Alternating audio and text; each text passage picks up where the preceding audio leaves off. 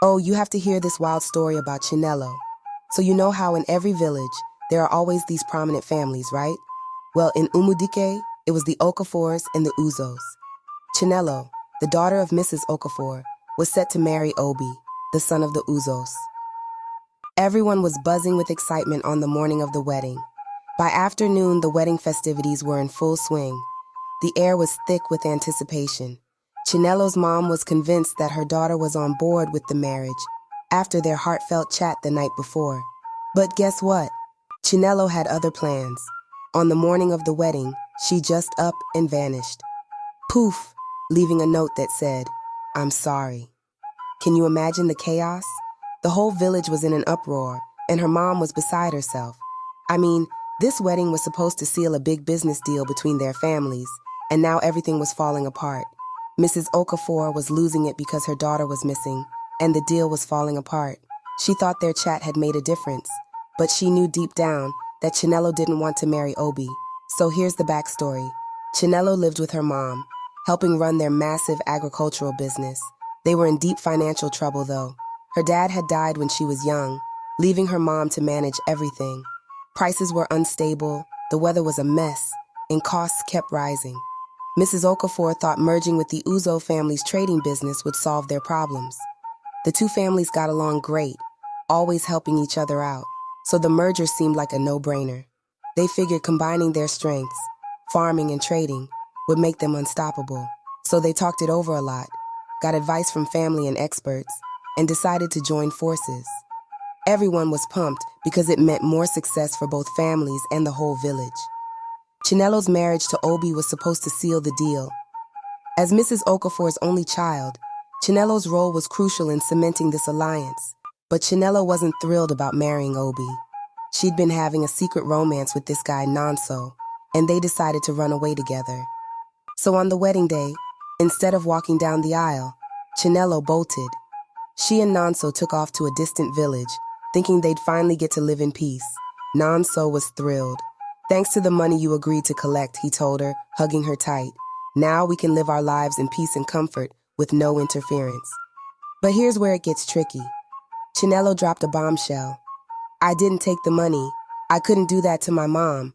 Running away with you has already hurt my family's finances enough. Taking the money would only add to my mother's burdens. If I did, it would only worsen my mother's situation."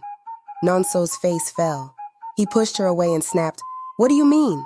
How could you be so ignorant?" He regretted it immediately, but it was too late. Chinelo realized the truth.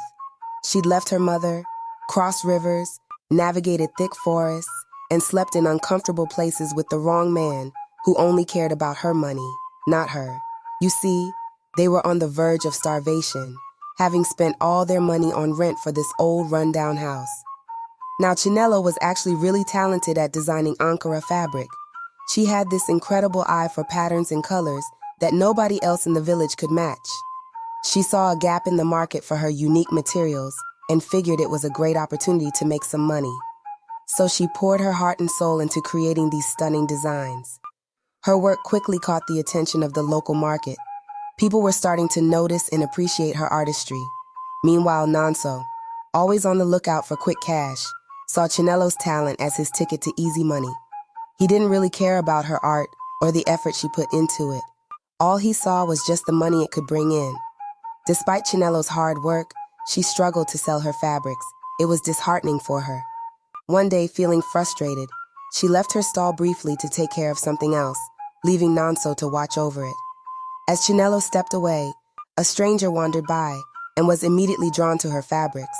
He started admiring the craftsmanship, clearly impressed. Nonso, ever the opportunist, saw his chance. He exaggerated the value of the fabrics, talking up how rare and special they were, and negotiated a deal with the stranger. He managed to sell them for a substantial sum, way more than he let on to Chinelo. When Chinelo returned, Nonso lied about the actual sale price, giving her only a fraction of the money. She was excited and grateful, thinking her work was finally being appreciated. Manipulative as ever, Nonso convinced her that he should handle all the selling while she focused on creating more designs. Eager to support her partner and believing in his supposed goodwill, Chinelo agreed. unaware of Nonso's true intentions. This arrangement seemed to work for a while. Chinelo's Ankara fabric started gaining popularity in the village market, and she found some joy in her newfound talent. But the more her work succeeded, the more Nonso saw it as a gold mine for himself. He kept pocketing most of the money, giving Chinelo just enough to keep her working. Then things took a darker turn. One day, Chinelo suddenly experienced a pain, and they found out she was having a miscarriage. Nonso's reaction was beyond cruel.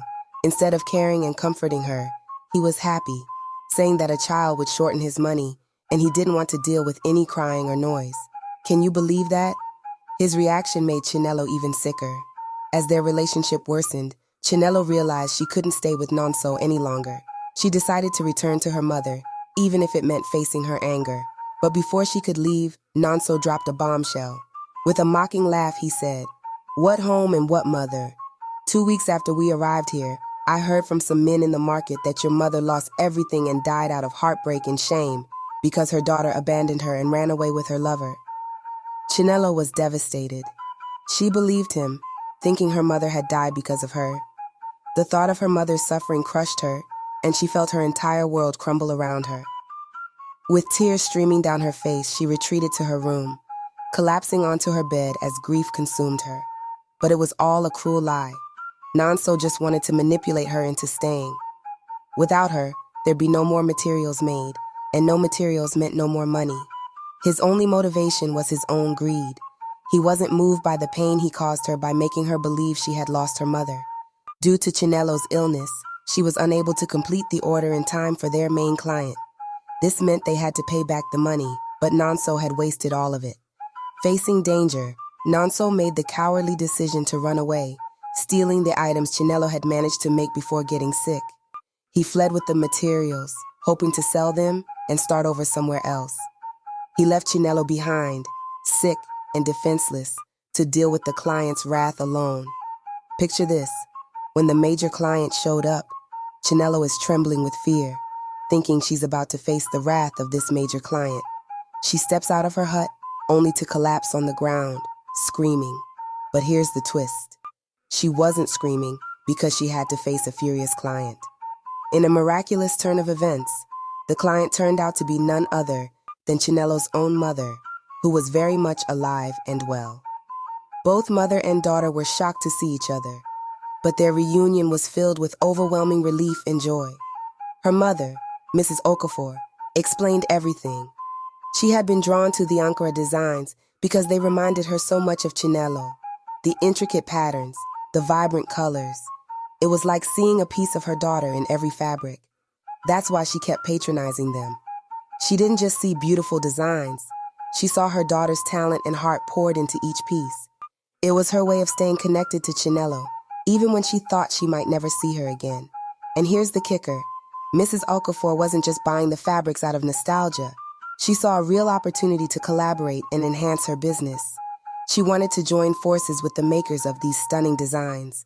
Unbeknownst to her, it was her own daughter creating them. This was a huge revelation for Chinelo. All this time, she thought she had failed, that the family business was doomed. But in reality, it was flourishing. Imagine the wave of emotions hitting Chinelo at that moment. She realized her efforts weren't in vain. The family business wasn't just surviving, it was thriving, thanks to her talent. This revelation was like a breath of fresh air. And get this, the Uzo family was actually in financial trouble. Had the merger gone through, the Okafors would have been burdened with their debts. Running away turned out to be a blessing in disguise. She avoided a huge mess and found herself in a better situation. With tears of joy, Chinelo apologized to her mother, but her mother was just grateful to have her back. They hugged, and Chinelo returned home, filled with gratitude and optimism. As for Nonso, he sold the materials but squandered all the money. Left with nothing, he ended up in poverty and misery. Word eventually reached him about Chinelo's success, and he couldn't help but regret his actions. In the end, everyone got what they deserved. Chinelo thrived, while Nonso faced the consequences of his choices. It was a reminder that sometimes, the plans we think will bring us happiness only lead to misery. Everything happens for a reason, and what seems like a delay might be a divine redirection to something better.